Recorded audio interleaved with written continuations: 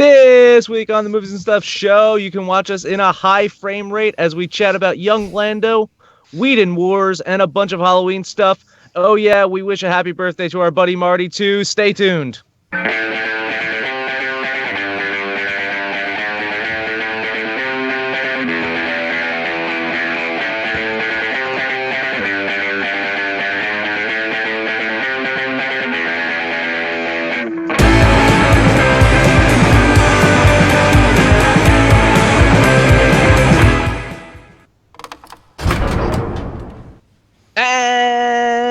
And welcome once again to the Movies and Stuff show. We have a jam-packed hour of goodness for you all.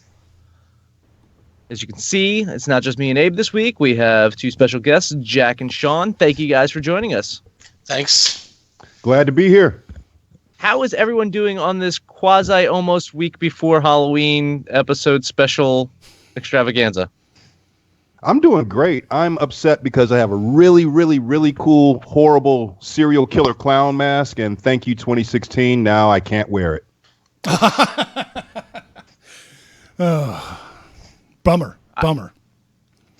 I'm just saying, man, this is America now. We have clowns running around. We got to do something about it. Got a couple clowns running for office. It's an amazing time to live in, Dan. We will be talking about all things Halloween this episode, kind of, because first we have our weekly stuff. Oh, the weekly stuff. Weekly stuff, non-Halloween edition. First up, what are we talking about? We're talking about Donald Glover from Community fame.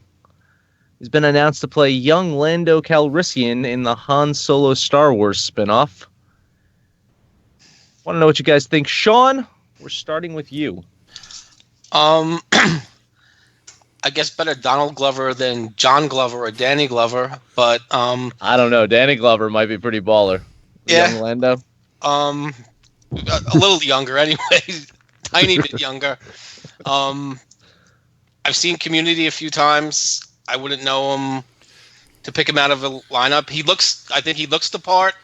So to me, he's a lot better choice looking than the guy that they got to play Han Solo, which that pick makes me always think that these casting directors ever fucking see Star Wars. But, this kid looks like he could, if he has the Billy D swagger, we'll have to see. I don't know. But he could easily look the part. I like it. I like the pick. Abe, are you worried? I'm always worried, perpetually worried. No, I think this is good. He is so ingrained in my mind as Troy. It's Troy and Abed. They got to find a way to get Abed in this for sure. But I mean, yeah, I don't think I'll have a hard time seeing him in this role, but it'll just take a little while for me to get over the Troy, because he is always Troy. I can't see him in any other way yet. Jack, what do you think? You like this pick, or is there someone else that you would have rather seen in this role? I can't think of anybody else. I think Donald Glover would probably be perfect. And going off what Shawn said, I think he can pull off that Billy D swagger. At least he can do a passable imitation, I'm sure. I'm not that familiar with Glover's work. I wasn't a Community guy. I've seen his stand-up. His stand-up's okay. And the movie he was in, Mystery Team, that was some funny shit. So I respect his talent. I think he has the look, and I'm pretty sure he can do the swagger. I'm looking forward to it. Marty is upset that we're talking Star Wars on his birthday and he didn't get an invite on the show. I thought he'd be out, I don't know, celebrating his birthday.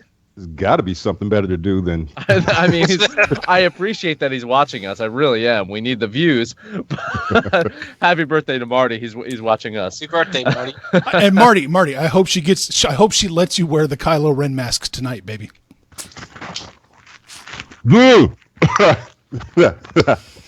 And Robert Bailey is saying Donald Butt Soup Glover. There you go. Butt soup. Butt soup.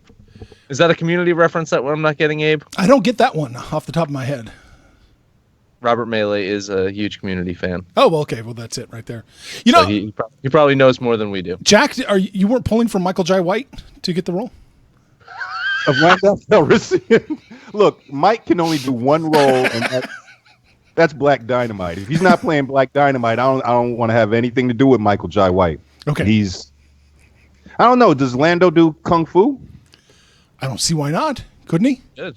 Not. Yeah. Some space karate or something? Then of course, Michael. No. Well, what do we really know about Lando? Really, we know he sucks at poker. We know he's a scoundrel. Oh, a scoundrel. We know. Well, that's what he called Han anyway. We know he mispronounces Han.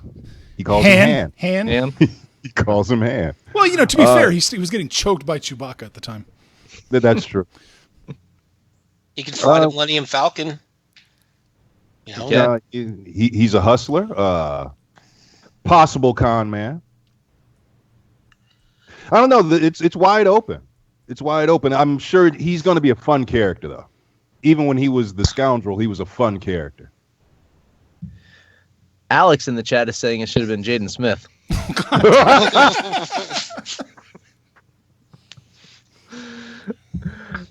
Marty is saying that Glover was very good in The Martian, has his own FX show now that's getting good reviews. Frankly, in America right now, if it's not Idris Elba, Denzel Washington, or Morgan Freeman, I don't know what black actor should get a role as anything that's popular. I mean, at this point. At this point, so that's all the black actors that America allows. So anybody but Tyler Perry, I'm okay with. But Tyler Perry, he was already in Star Trek. He can't do both. He was, and it pulled me completely out of the movie. He was like the Federation president. Yeah, but he wasn't wearing a wig at least or makeup. I mean, he wasn't cross-dressing for Jesus. Right. Admiral Medea. That sounds rather Star Trek. It actually does, yeah. It actually really does. So I guess we're all kind of in agreement, though, that not a bad choice. I think it'd be interesting. I'm more concerned about the spin-off movie in general. Like I don't know. This Star Wars thing, I know we're gonna get one every year. Mm-hmm. It already feels oversaturated. Am I excited for Rogue One? I am. I am. I'm just worried that it's going to get to a point where it's like it's not special anymore. Yeah, and like I already feel that coming along with these spin-off ideas of, do we really need to know about young Han? Do we? No, we don't. I mean, you're going to learn how he got the Millennium Falcon from Lando, I'm sure. I guess so. I mean, so I guess the context or them talking about it in the original trilogy wasn't enough. It's like, let's have a whole movie around. Oh, here's an idea. Let's have a whole movie around how they steal the plans to the Death Star before Episode 4, and then let's have this movie of how Han Solo and Lando Calrissian are buddies. Yeah. Well, you know what? Buddy cop movies work. Buddy movies work, and it's got a couple of buddy rogues. I almost guarantee you it's going to be fun. Unless they just like destroy it and fuck it up completely. I'll say like what you were saying, Dan. Like my podcast partner Kyle says, even if it sucks, next year we'll have another Star Wars movie. It's true. I mean, Marty makes the point. We're getting 3 Marvel movies a year, and 1 Star Wars movie won't kill us. So apparently, we're going to get like I think 6 DC movies from the slate that they just announced, like random DC movies. So it's going to be DC Marvel, DC Marvel, DC Marvel, Marvel, DC Star Wars. You know what? That sounds like a solid year of movie watching for me. That's good. I don't have to see anything else. I can watch Marvel, DC, Star Wars for the rest of my life quite happily. Yes, I'm looking forward to the behind the scenes movie where we learn about the guy that developed the proton torpedo for Luke's X-wing that shot down the Death Star. Well, we never saw how R2 was built. You can go back and do that too. Oh my gosh! You're right. R2 origin story. Yeah, we don't know how much older he is than everybody else because he's there. You're right. And you know what? Wasn't it Ewan McGregor saying he wanted to do Obi-Wan standalone Yeah, movies there's going to be an to fill in the gaps of a guy who sat in the desert and did jack shit for 20 years. Right. Yeah, Right. that'll be I don't exciting. know. With the Solo movie, we could see him finally do the Kessel Run. You see Han Solo do that. Oh. See exactly what that is. Yeah, And because hopefully no it one won't really be- knows. Won't be as disappointing as finally finding out what the Clone Wars were. Oh my God. The Kessel Run just sounds like had like bad Mexican food or something. No. He had the Kessel Runs, you know. I mean, I don't know. The chat is Real run saying, for the border. Detective D is saying Carl Weathers as Grando Calrissian. I could do that. I would love that. Marty's either gonna saying be we're him ruining or- his cake right now. D also said Fantastic Beasts will actually be in between, and apparently with the new Harry Potter spin-off or sequel, whatever books play, we have 10 more movies from there as well. So yeah, I think as Cassie's saying, an oversaturation of Star Wars on the big screen is right, and there's going to be an oversaturation of Star Wars on our show because what are we going to talk about with our next topic? What are we talking about the next one? Unemployed director begs for job. Whedon Wars, people, Whedon Wars, because Twitter quitter Joss Whedon Oh, I like that. Yeah. wants to do a Star Wars movie, and as if he didn't need another reason to have to quit social media. Abe, this is your perfect marriage, right? Oh yeah. Joss Whedon and Star Wars. You love it. No, keep him the fuck away. No, this is not a good idea on any level. Joss, your time is over. The people you specifically catered to chased you off Twitter. It's over, man. Just hang it up. Make your little, go back to making your personal independent films that nobody will see. Just like George. My goodness. Marty's getting mad. He said they he? asked and he said yes, relax. I don't know. I take it as Joss just horsing around. He doesn't want Star Wars. No one wants Star Wars. Why would you want Star Wars? Oh wait, because it's another fucking gigantic moneymaker of a goddamn movie series that you can just do horse shit and no one's gonna care because they're gonna go see it. So Joss Whedon will be perfect for it. My God. Okay. I may be a little out of the loop here, but I've noticed the undercurrent just online on the Supernaut site. And you guys, what is your problem with Whedon? I'll admit I'm not. I don't know all of his work. I've just seen 2 Avengers movies and Serenity. I saw a couple of Fireflies and Dr. Horrible sing-along blog. But why do you guys? What's the problem with him? I'm completely I'm out of my loop, out of the game here. I don't know what's happening. You mentioned the Avengers movies. Ultron. One of which was fantastic. The other one, sequelitis. Yeah. Nothing was going to top the Avengers. I mean, Sean, you love Joss? Do you have any feelings about Joss? Well, I think it's about time Star Wars got a female director. So wow.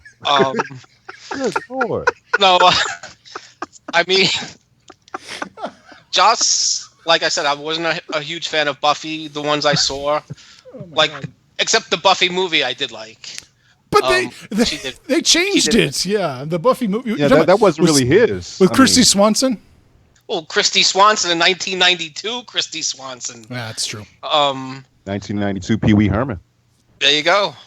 But, the first Avengers, I thought he did a good job. I didn't think anybody was going to get all those characters into one coherent movie, and he did do a really good job of that. Like I said, I think the end action for me was a little too crazy. It was tough for me to follow everything. I didn't see the Ultron movie. I don't know. He seems a little touchy, like, a little needy sometimes. So I don't. Hopefully, he can direct a decent Star Wars movie if he gets the chance, and he will get the chance. And if he wants to do it, he's gonna do it. And I can bitch about him being an SJW, but I'll be there on the fucking first day paying my money anyway. So, Well, I mean, as our bitching buddy over D nothing. says, everyone deserves a chance to ruin Star Wars. Oh, that's right. D points out too that Alien 4 was his screenplay. Yeah. Yeah. Really? Yeah. Oh. Well, I'm a little disappointed now. Well, he did say, I remember seeing interviews with him that said the studio cut a lot of shit out of it for him. So that, that could be an issue. I like that you changed the headline there. It's actually on a rotation. Stefan and I asked Stefan what a headline could be, and we came up with a couple. It's just going to rotate through every few minutes. So That's what you get for talking to Stefan. yes. So Amanda just showed up. She asked if she missed anything. Amanda, it's Marty's birthday. Say happy birthday to him. And then she says, we are impossible to please. I don't know. I don't know why. I agree. We're impossible to please. We're not impossible to please.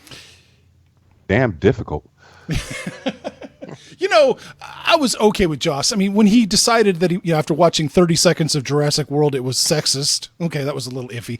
But then when that report came out, that he was, writing on his new project in a restaurant, and he broke down sobbing because his words were so beautiful to him, just so touching. His own fucking words were so touching. He just couldn't help it. And he was just sobbing in a restaurant uncontrollably. That is, I do that on my podcast. I do fucking find that hilarious, though. It's such a douche Just to move. picture that is just like amazing. But Tom thought that was douchey. I mean, come on now. I mean, He just made me not like him because I used to like him. Yeah. I honestly did. I liked Joss Whedon. I liked Dr. Horrible. I did. He did this one short about the zombie apocalypse, and I thought that was hilarious. And then he started talking more. And See, this that is ruined why it for me. if they're not talking about the creative process itself, I tend to shy away from interviews with creators and actors and musicians because you're going to end up hating all of them and you'll never be able to enjoy any art whatsoever. So I kind of leave those guys, that's why I don't do Twitter. I don't care that they're crying in a restaurant writing. I'd rather not know that. Thanks, Abe. I really didn't need to know that. sorry, Jack. I didn't mean to crush your illusions. Abe was too busy getting a scholarship to Jelly School, apparently, Because I am jelly. for Amanda. Oh, boy. Joss. To just kind of frame this a bit, though, is again, there Marty mentioned it earlier. There's no real talks about it. There was an interview question. And he said, "Of course, who wouldn't want to direct a Star Wars film?" Because that's the answer you give. If anyone is asked, "Hey, would you like to direct a Star Wars film?" Your answer should be, "Hell yeah, I would like to." So I don't think there's anything to read into it. I think it was a weird headline. The fact that it became big news is just a sign of our times, of what becomes big news nowadays. And the fact that we dedicated a whole segment to it on our show kind of shows that we're just part of the problem as well. And I'm fine with that. I'm not criticizing. I like being part of the problem. So I'm definitely not going to be part of the solution. you ever have a big ego to write a fucking screenplay in a public place, don't you? But that doesn't, like, everyone write a screenplay in a public place. You want to be Like, seen. literally You want to be everyone. seen written, yeah. I don't. With That's only because I scenes write signed. naked, so I don't do it. But You write naked? yeah. All right. I'm now siding with Jack. I don't want to know anything about the creative process. And from this there you point go. on, I don't want to know anything more about anything. Ignorance is bliss. It truly is. Last topic. Last topic. All right. So this is an interesting one. And actually, I saw the link that Amanda posted on Facebook. It's Ang Lee's. It's called Billy Lynn's Long Halftime Walk. It's the first film ever to be shot in super high resolution 3D at 120 frames per second. And, you know, high frame rate is a very highly debatable topic. And this isn't the debate show, but you can watch the debate show every other Thursday here on this channel, #Synergy. There you go. I do want to know where everyone stands on this topic. Jack, you love high frame rate, don't you? I don't love it. Like 6 months ago, I got a new TV and it had the option to flick it to the high frame rate. And I'd seen the effect some months before. And what were we watching? A Transformers movie, and it fucked with me. It seemed like you could see like exactly where the Transformers were inserted into the film. They looked like somebody literally animated toys and stuck them on the screen. Anyway, when I finally got my TV, the first thing I did was turn that shit on, and I've had it on for the past few months. In fact, if you could see of this Age of Ultron right now in stupid high def, but I think on the big screen in the theater, I think it would like make your eyes bleed. It's like I said, the first time when I saw that Transformers movie, I remember actually posting that high definition shouldn't be higher definition than actual real life, and that's what that shit looks like. It's more crisp than the human eye can comprehend. It's just weird and different, and I'm digging it because it's weird and different. I saw part of that movie Focus. It's the Will Smith and Margot Robbie movie. I saw part of that at a high frame rate, and yeah, it was so jarring. It took me out of it to like. It felt almost like watching like soap opera, like the way that it was filmed. Exactly. But super high, clear.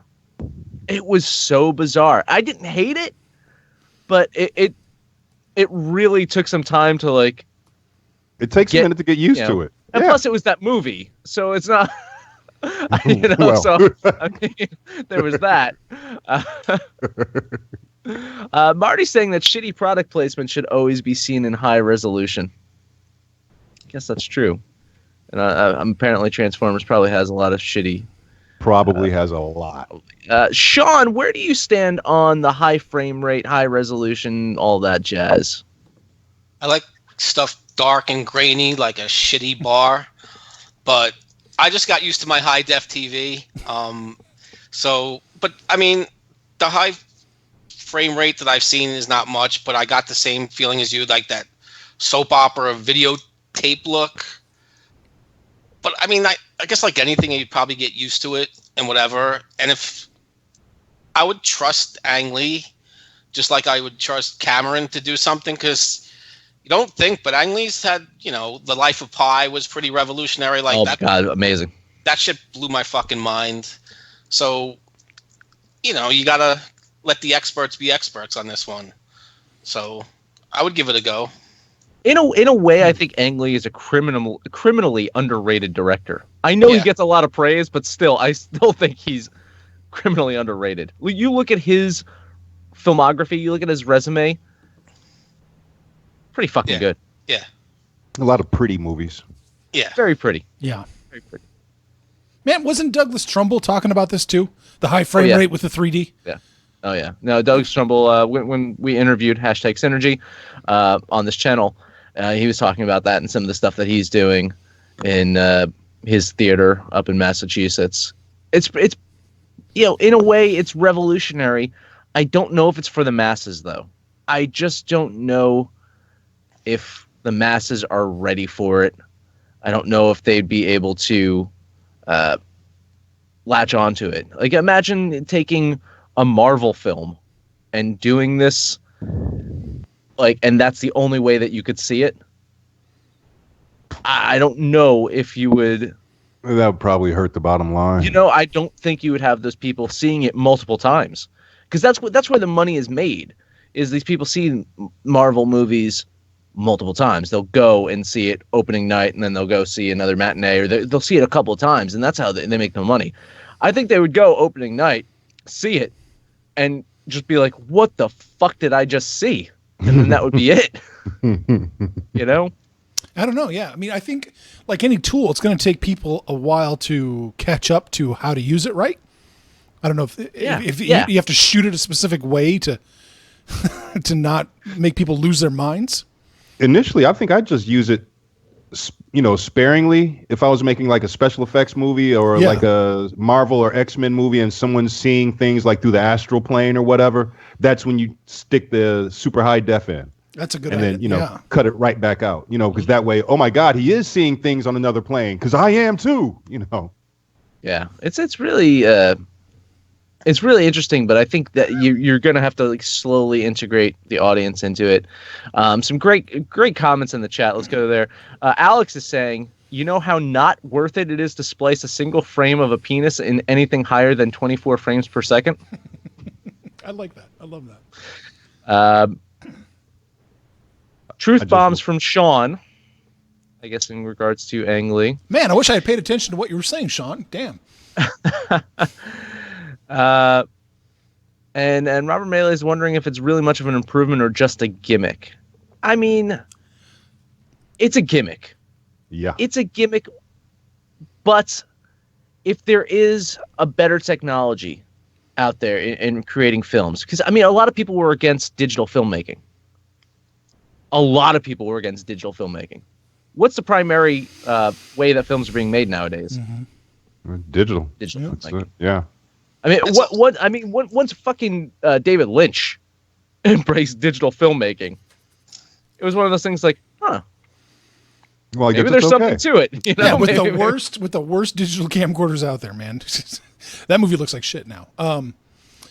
Yeah, I don't know. I mean, movies are own that same digital camera, by the way. Oh, nice. But it just doesn't look good, especially now.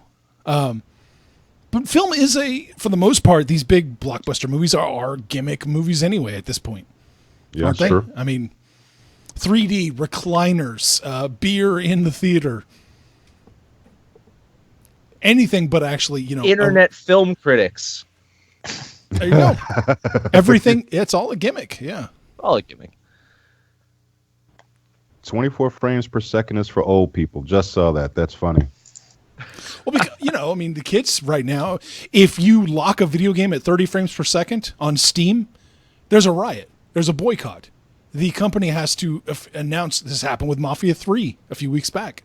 It was locked at 30 frames a second, and people were, freaking out. We're not going to buy it. The game company had to release a statement. It's coming. We're gonna unlock the frame rate so you can go higher. Yeah. And I was one of those people. I was like, I don't know. I never heard of a good video game that was locked at 30 frames per second. What are games? Mario Brothers? Well, I've got the new GTX. I got the new GTX 1080 in this bad boy. GTA was running, 180 frames a second. Oh wow! Well, Jesus. Yeah, I think I'm going to stick with Pong. Robert Melee. So basically, the chat saying digital looked shitty in the beginning too, which is accurate. And Robert Melee saying Once Upon a Time in Mexico is an early example of digital film that was just horribly done. Do we agree with that? I kind of like Once Upon a Time. I liked the color. Didn't they have some really bold color correction? Isn't that what he's talking about? The way they really push the colors. Tarantino used that in Kill Bill for the suburban shots. Mm-hmm. Yeah. I don't know. I think with anything, when people started talking in movies, it probably blew fucking people's minds. It's like, this isn't right. Yeah. It's a fucking train coming at you in the theater. I'm like, oh my God. Right. Like I've always, this is so silly. I've always wanted to invent time travel just to go back in time and show them like Jurassic Park and really fucking have them shit their pants. Just think of like watching Jurassic Park in like the 20s. It's like, oh my God, there's dinosaurs. You wouldn't even have to show it to them. Just the audio would kill them. They'd freak out. Yeah. Oh. So we're not all on board to embrace high frame rate yet, but I like Jack's idea. I do. Yeah, that's the integrate it a little bit into especially something popular. Like Doctor Strange would probably have been a good. That's what I was actually thinking when I said it. Good attempt at doing that. But we didn't get that. So. No.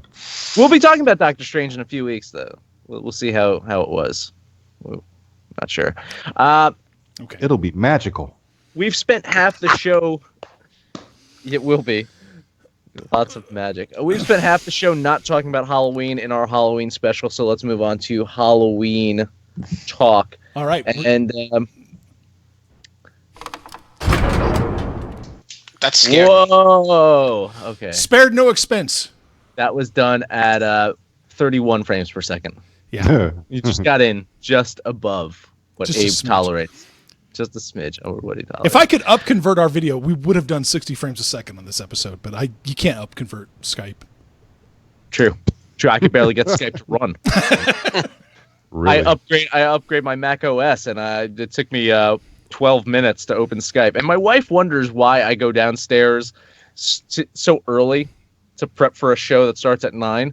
It's because it takes me like 40 minutes to open my goddamn computer at this point. Just before we started, I had to reboot my computer, and that was what I was worried about. Once I hit the button, I was, oh no, Skype, it may not work at all. Or it's going to do an update, or it's going to do something stupid. I'm assuming, and this is going to be the first topic, but I'm assuming that since you're all on the show, Abe really doesn't have a choice. But the guests on the show, you like this time of year? Is Halloween, is this time of year special to you guys? Do you happen to think of it as one of the more enjoyable times of year? Halloween's Shawn? always kind of been my Christmas. Yeah.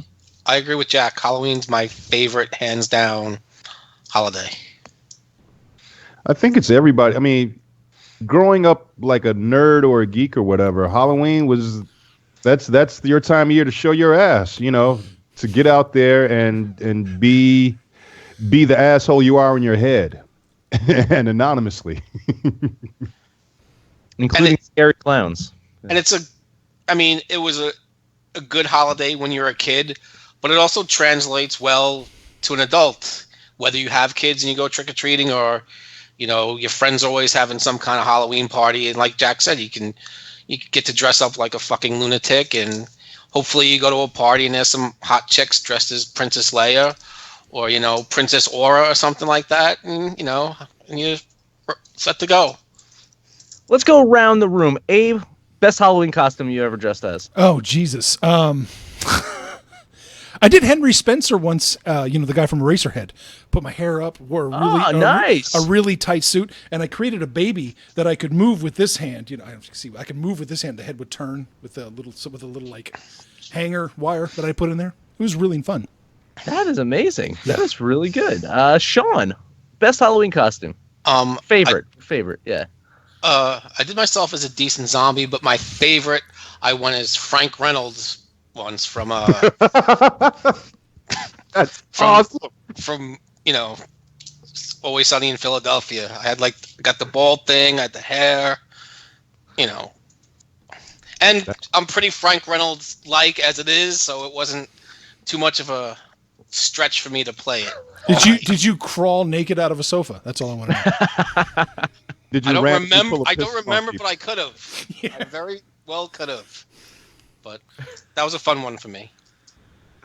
Cool. Abe, $10 donation to the show if you post a picture of that costume. Oh, I don't take pictures or video of anything. I like to remember things the way I remember, not necessarily the way they happened. Jack, your favorite Halloween costume that you've done? I have never done the costumes I've wanted to. I guess the coolest one, I was a teenager, I was a pretty decent Dracula. But what I've done in recent years is I've dressed up other little children in cool shit. I made my grandson a CDC guy from Call of Duty Black Ops 2 Zombies. I made him a CDC guy last year. That was pretty fun. And the year before that, he was a Tombstone. Yes, I actually carved out a box and spray painted it gray and made it look granite and shit, and so he was a Tombstone. And so that's where I get my fun now. I just dress the grandkids. Yeah, that's great.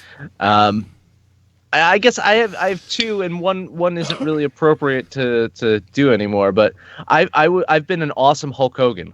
Like honestly, like mustache. I've done two. I've done the NWO Hulk Hogan with the stippled Hollywood beard on it, the Hollywood. Then I've done the classic Hulk Hogan, the red and yellow. So I've done Hulk Hogan a couple times. Probably no more. I'm probably done with the Hulk Hogan costumes. I'd still rock it. Yeah, I'd still rock Hogan. Everybody loves Hogan, no matter what WWE will have you believe. Everybody still loves Hogan. We're disappointed in him, but we still love him. I did Ron Burgundy one year. That was a fun one. I did Bill from Kill Bill. My wife dressed as Elle, the nurse from Kill Bill. Funny story about that. I actually bought a real samurai sword and almost cut off my friend's finger, and we had to drive him to the emergency room on our Halloween party with my wife dressed as a nurse. Kind of funny. That is kind of funny. Going to the chat. Let's see what people are saying right now. Stefan saying that it's the most wonderful time of the year, and Marty, to juxtapose that, is saying Halloween is shit because late October is his, and fuck you people in costumes. But Marty could have been having costume birthday parties for years. You just missed an opportunity, man. Yeah. D is saying the last time he dressed in a costume was when he was 11. And Alex says that he once dressed as a priest and his girlfriend was a Catholic schoolgirl. And then he put on a sweatshirt and went as Mike D from the Beastie Boys. Yeah. So it's a pretty everybody's favorite Beastie. Unique costume. Any great Halloween memories or stories? I mean, we've all probably been to some great Halloween parties or had like the memorable Halloween that we can think of. Sean, what about you? Well, anything just memorable Halloween-wise that you want to share? If there's those memories that you're saving. Cool. Honestly, like, I'm into horror. I fucking love watching the good horror movies at this time of year. Like, hopefully you get like a nice gray, rainy fucking Saturday. You crank on like 5, 6, or 8 horror movies from the old ones to the new ones. Get some soda, some pizza. That's kind of what I like to do, That's, gets a chance to just chill out and watch horror movies. Boring maybe, but... No, yeah. Abe, is that something that you would like to do? Oh, absolutely. I can still remember when I first started going to the video store by myself and renting movies. I think the first couple horror movies I rented was like Halloween and Texas Chainsaw Massacre. Good stuff. Just I'm the same as Sean. You just give me a pizza and give me a stack of horror movies, and that's Halloween, man. That's what I love about it. Marty is saying in the chat he was once at a party once where a guy almost killed someone with a samurai sword. Oh. I'm guessing Marty was at that party. I can't remember. That's a party. I almost killed someone with a samurai sword. Jack, memorable Halloween for you? Well, the most memorable Halloween, I think it was Halloween 86. Me and a bunch of guys got really, really high in a graveyard. Then we went to go see a Friday the 13th. That was a good night. That was a good night. I cut my foot that night, so it was partially a good night. It was good times. In the last few years, it's just been taking the grandkids trick or treating, and I've been, DJing the occasional Halloween party, which are fun. That's neat. Yeah. I mean, being a parent or being a grandparent and your kid. I mean, just in general of seeing the excitement that your kid has of dressing up. My daughter is 4, so we've been dressing her up since her first Halloween. But the last year she really got it. This year she really, really gets it at age 4. Of what's she doing? She's dressing as Sky from Paw Patrol. I don't know if you're familiar with the Paw Patrol. Yeah.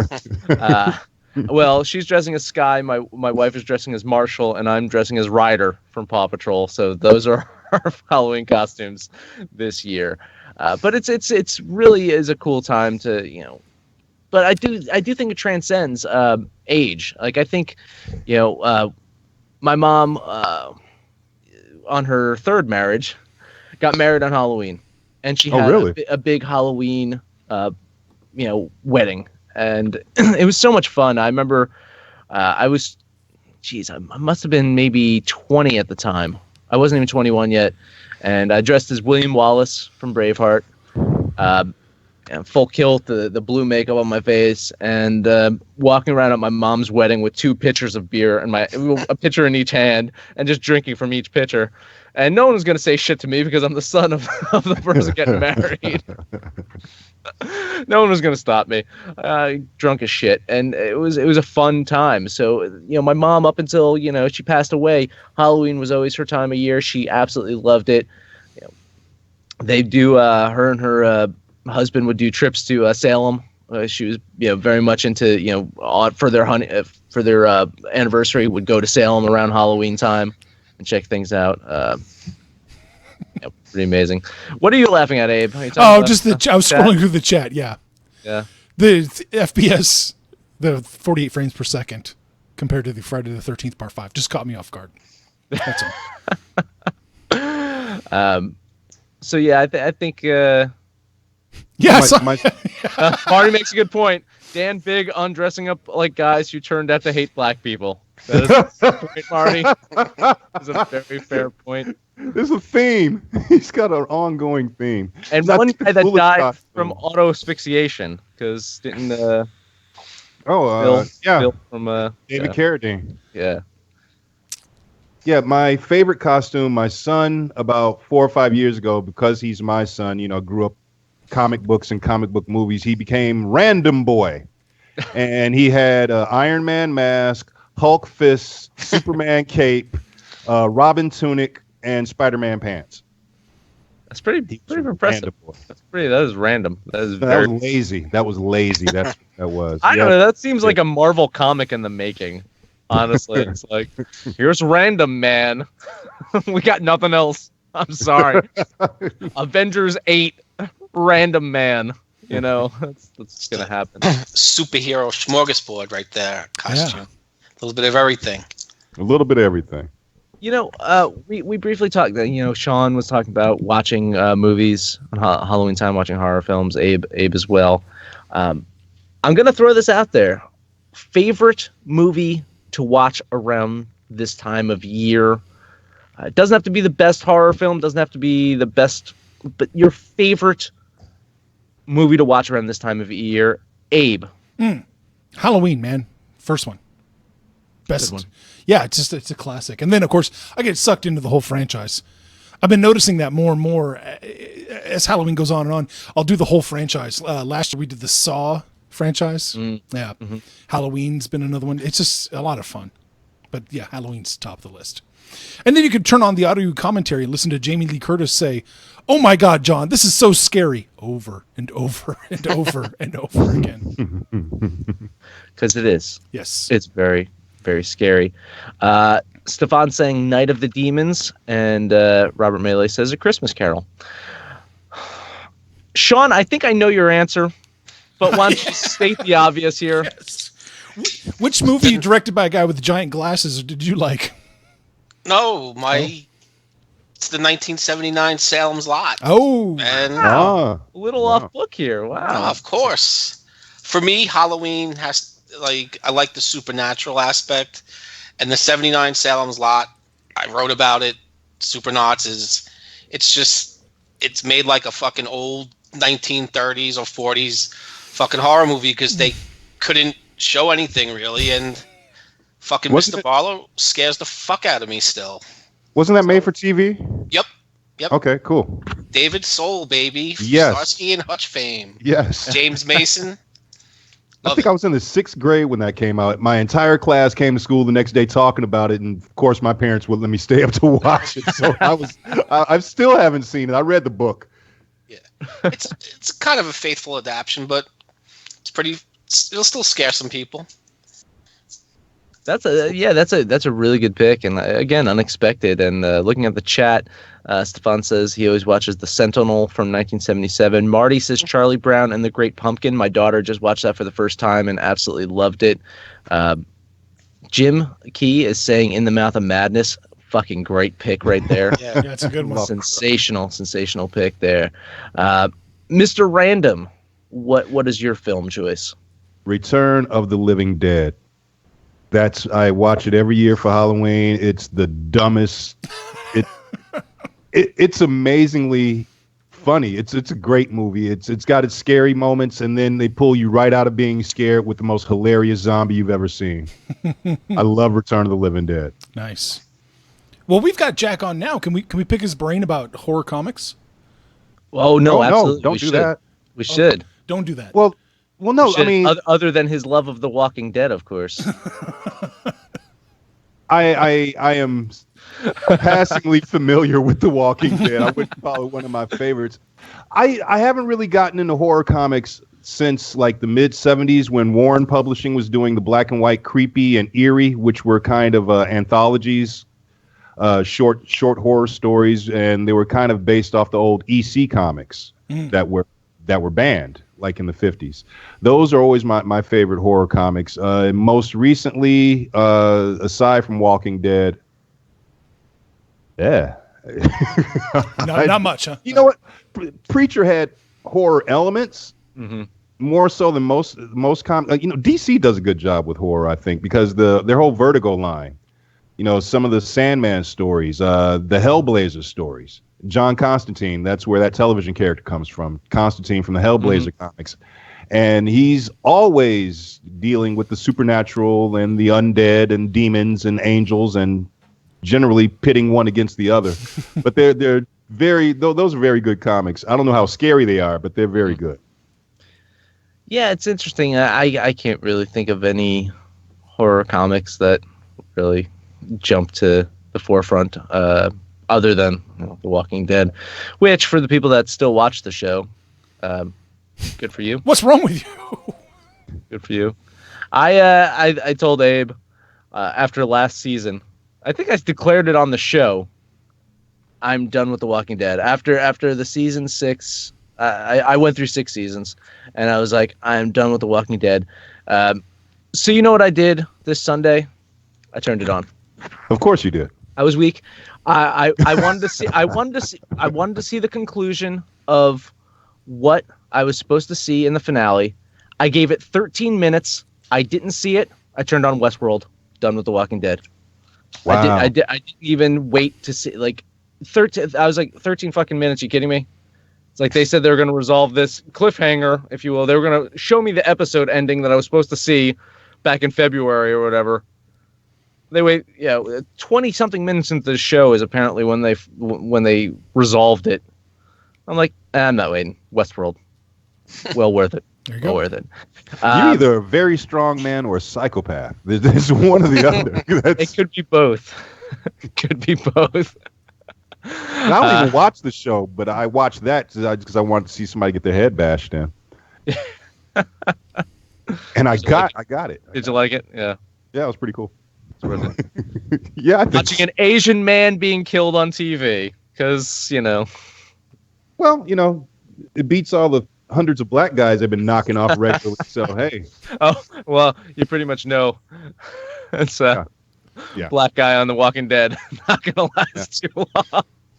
Everybody. They're introducing another new black character next week. I don't expect him to make it through this season. Probably not. Just to throw it out there, I think it's no surprise. I love Texas Chainsaw Massacre around this time of year. I think it's fantastic. But I think in general, there's just so many good horror films. There's so many great films for this time of year. Shifting gears a bit, and this is definitely, hopefully, in Jack's wheelhouse. Talking about music, you say that you've done some Halloween parties in the past. You've DJ'd at it. Is there any particular music that you kind of sync to the Halloween time? Is there anything that you think this is Halloween time? Well, you always gotta drop Monster Mash. You always have to drop Monster Mash. I've got like 3 or 4 hip hop tracks that I can blend it with Monster Mash, so I can actually have people really dancing to it.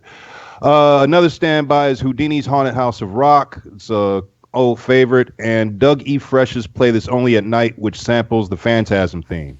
I used it as a outro music, I think, last year on the podcast for Halloween show. The Play This Only at Night by Doug E. Fresh. Download it, YouTube it, whatever. It's kind of hot. It's that phantasm thing. Do do do do. It's great. That's really cool. Shawn, any music that you link up to Halloween? Could anything Bauhaus or Peter Murphy, nice moody shit like that. Could drop some Rob Zombie, Dragula. It's a favorite of mine. Oh yeah. And Ministry, Every Day is Halloween, because you could even dance to that shit. Love it. Man. Great pick. Yeah, I was gonna say that. That was gonna be one of mine. That's so. Every Day is Halloween's got that great kind of. It's just so fucking catchy. It's like, this is not Ministry. This is not the Ministry I know, but I still fucking love it. Their With Sympathy record is one of the most bizarre and fascinating things ever done. As far as Ministry, all I know is Stigmata and NWO. Both good songs. Yeah. Amanda's saying Danzig. So is Stefan. Is also saying Typo Negative. That is definitely one of my picks as well. Love Typo Negative around this time of year. Abe, are you a Thriller person? Ooh, it's hard to beat that. Yeah. Really, the soundtracks are what get me going on Halloween. Hellraiser 2, Christopher Young. He's never been that good. He'll never be that good again. That is an amazing Halloween soundtrack.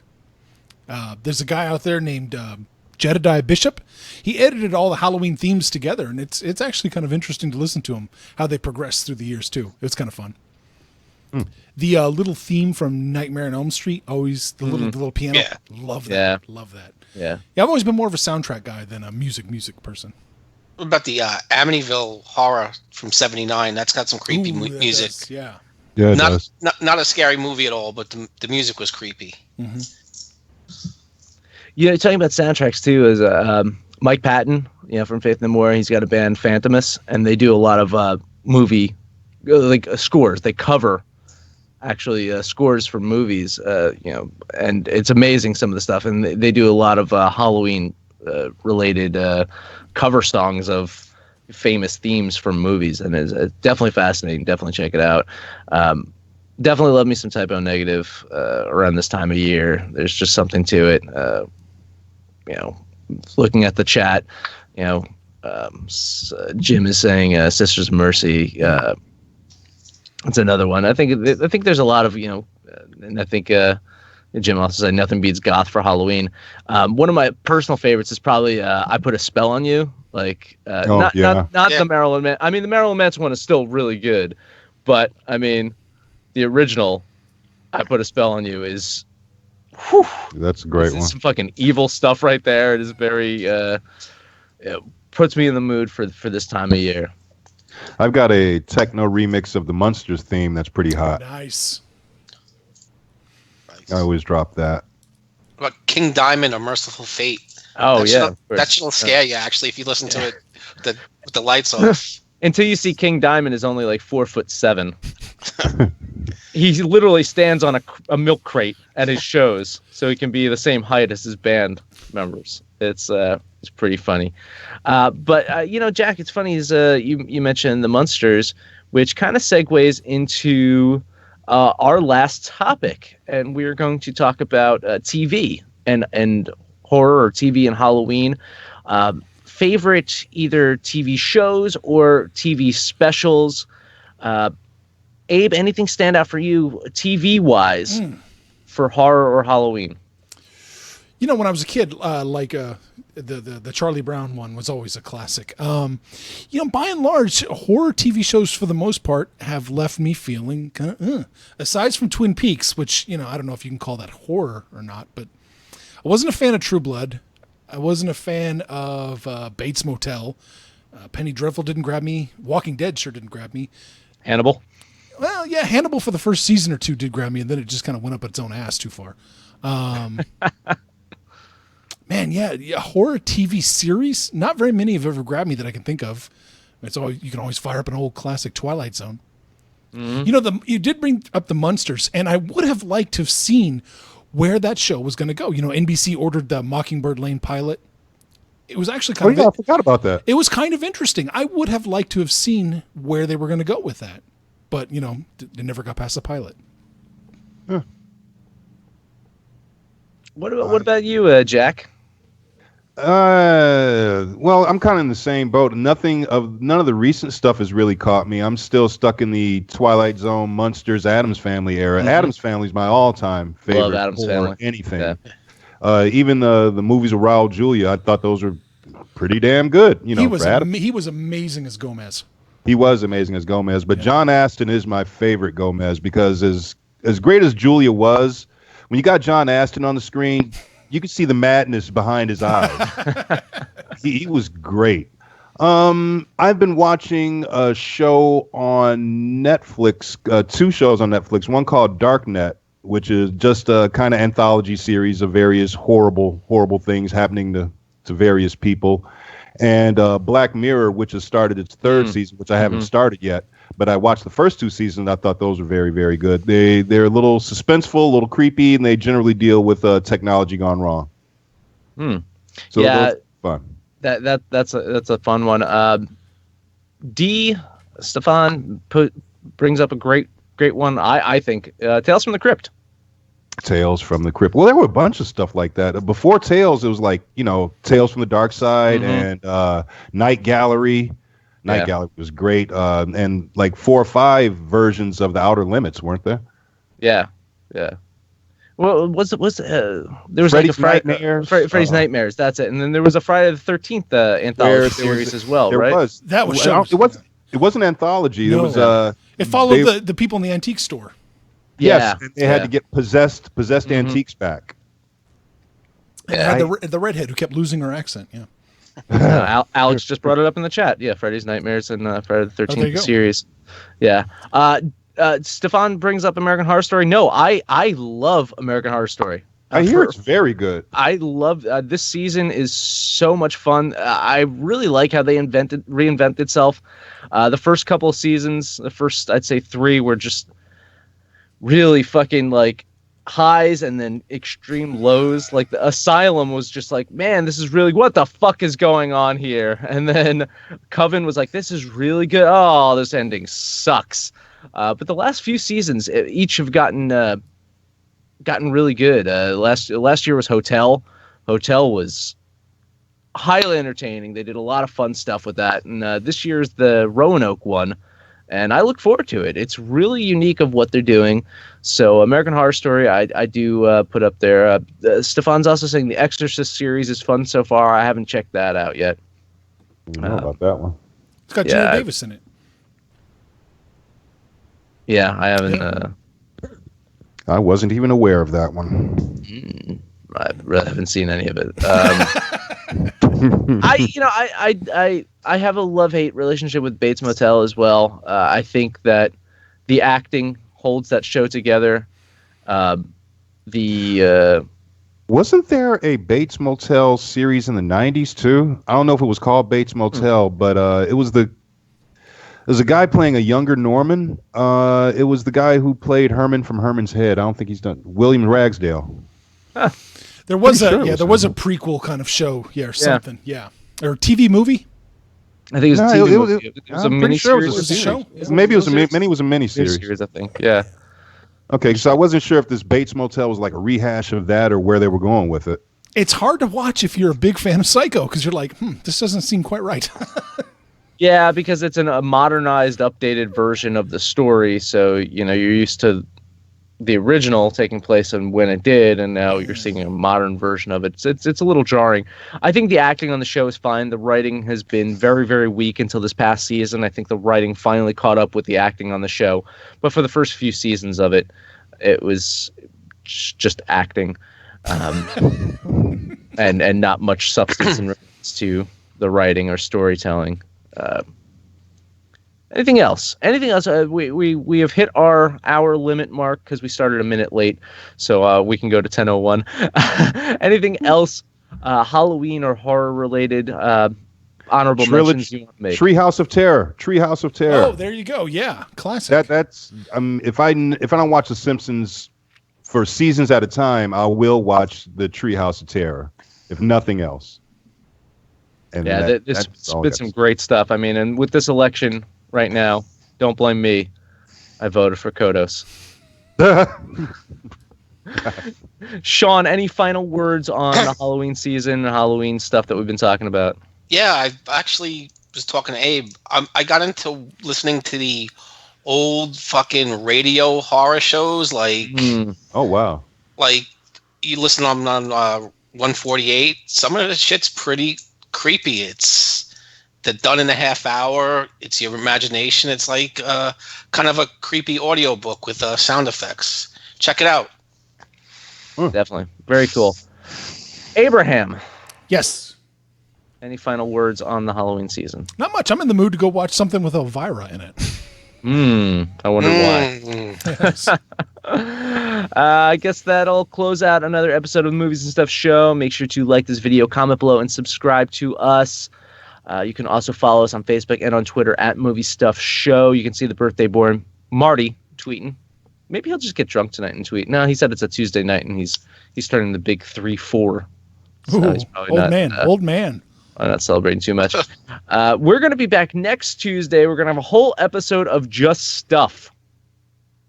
Are we? No topic, no main topic, no nothing, just stuff. It's going to be a show. Please come out, hang out with us then. Thank you to everyone in the chat tonight. You're all great. We look forward to hanging out with you again. Also, next Thursday, we're going to have another Master Debater show, right? Yes. Mr. Random will be around for that one. Oh, very cool. Yes. Yep. Anyone else? Or are you going to keep it a surprise? Mr. Random, Jamil, and our mystery Canadian guest. Oh, I am so I wonder who looking that forward could to be. this. Oh, I'm gonna have a great time. Thanks a lot, guys. Had a blast. See you that later. was fun. Happy See you. Halloween. Bye, guys. Happy Halloween. Happy Halloween, fellas. Bye.